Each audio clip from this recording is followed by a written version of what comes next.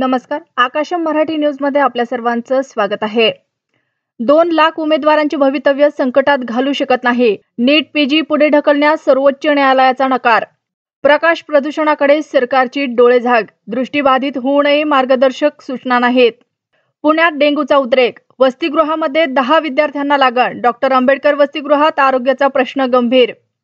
मराठवाड्यासाठी खुशखबर. दिल्ली येणार आणखी जवळ. केंद्राकडून 174 किलोमीटर रेल्वे मार्गाला मंजुरी. कापूस निर्यात संकटात. बांगलादेशातील अस्थिरतेचा भारताला फटका. सीमेवर अनेक कंटेनर अडकले. रशियाच्या लष्करात 69 भारतीय. परराष्ट्र मंत्री एस जयशंकर यांची लोकसभेत माहिती.